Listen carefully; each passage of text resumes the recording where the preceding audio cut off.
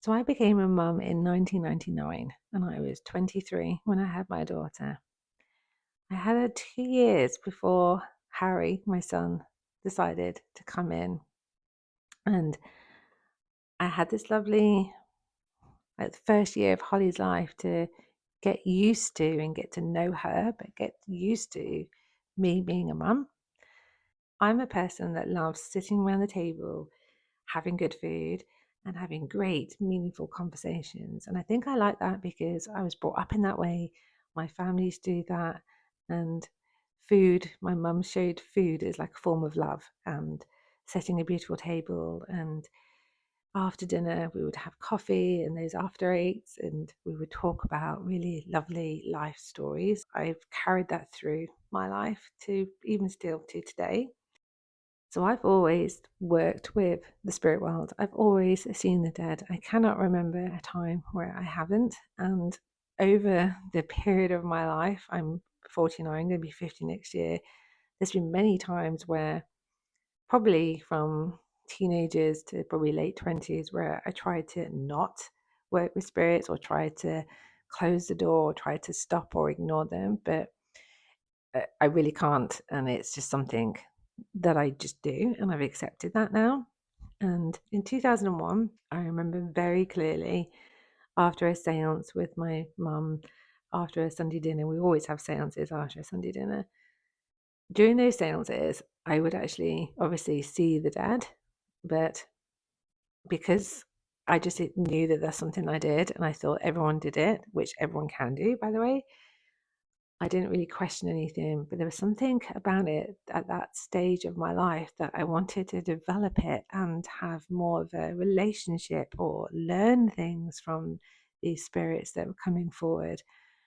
So I remember after having dinner, having a cup of coffee with my dad, having an after eight, I said to him about this need of going on this like spiritual development quest, and I wanted to learn everything I could, develop all my gifts, and see really what this was and what we're capable of.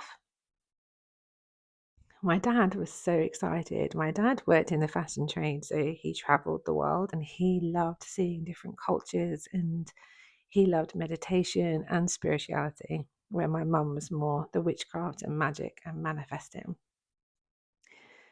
So my dad said, I'd really like to do this with you and this could be a lovely journey together. So I spent a good year of going to a development group with my dad and learning what I could do and what everybody can do and really hone in my skills. And it was, looking back, to me, it was like my little Hogwarts training school. It's like my degree of that period.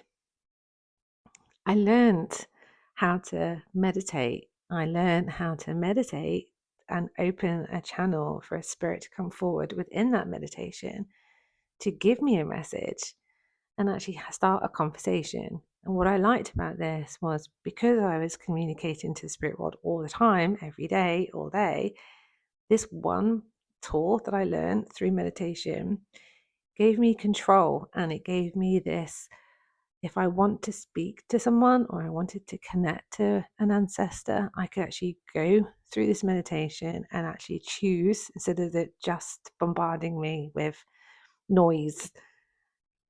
Another thing through this development group is I learned how to read other people. I learned that you can touch someone and hold their hand, and I could feel their energy, and that could be like a switch, open a channel to connect to their spiritual team. I also learned psychometry, where there was a bowl of items and you would choose an item and you would pick it. It sounds a bit dodgy me saying that now, but you could pick an item, which I was very drawn to rings and jewelry, and hold that item and then go into this beautiful meditation, connect to yourself, connect to your breath, and ground yourself. And then I would literally see like movie clips about the person that this item belonged to, and then be able to give them a message. So that was another thing I learned. Another thing during that time was we went to go and watch mediums do their work. So I got to watch a medium who was on a stage, very small little place. It was like upstairs of a pub in the old market town. We used to live in Newark in Nottinghamshire. And there was this lovely pub, and upstairs with this boardroom, like a lovely grand room. It was really old.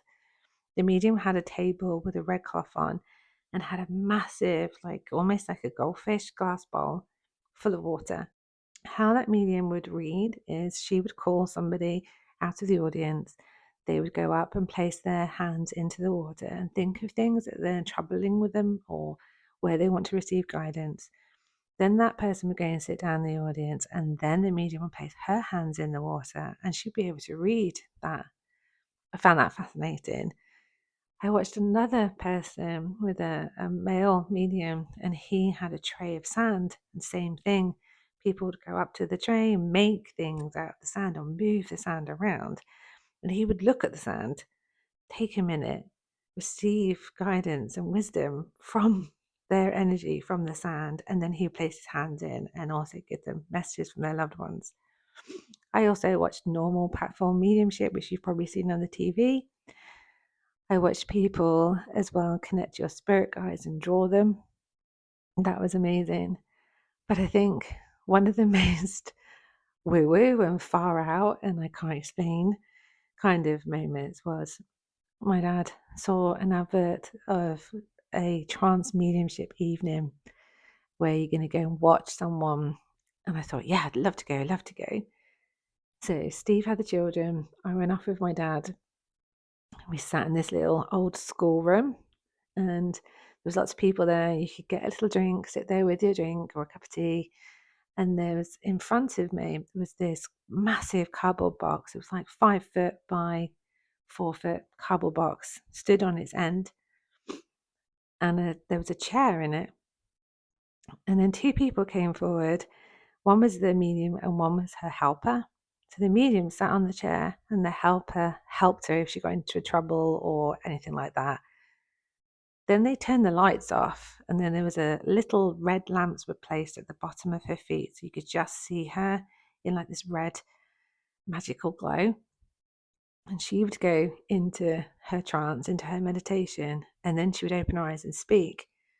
What blew my mind was this woman was about, I remember, probably in her mid-50s. She was short, curvy, short hair. And when she started going through her trance mediumship, other spirits would almost, well, they did, take over her spirit and then speak through her voice box. But when they did that, she actually changed shape. So sometimes she would be a man and she sort of grew taller. And then sometimes she would be a little girl and she'd go smaller and have long hair or like little plaits. It was unbelievable. Her voice would completely change. Her face would shape shift. The energy in the room would be almost like dancing with cold and hot. And I remember my dad looking at me a bit concerned, thinking, oh, this is a little bit too out there for Emma to see. He was a bit concerned. And he was drinking a pint of bitter at the time. It was on the floor. And I remember that I felt this dog walk past. And I said, Dad, quick, pick up your pint because it's going to get knocked over because this dog's going to knock you over. There was no dogs in the room, but there was animals everywhere while she was doing this and bringing in this energy. But it was really a magical time. That actual spiritual development quest, that my little Hogwarts training that I did with the witchcraft practice I was having, gave me so much confirmation that I wasn't odd, I wasn't weird, I wasn't imagining things, I wasn't losing it, I wasn't mental. This was actually reality. And also, it showed me that everyone can do this, everyone can tap into this spiritual energy dimensions, these gifts that we have. We're all born with them. It's just that we need to remember them. We need to practice them like any muscle. We need to practice and retrain ourselves, but also trust. Because if we didn't believe in magic, life would be a very boring place.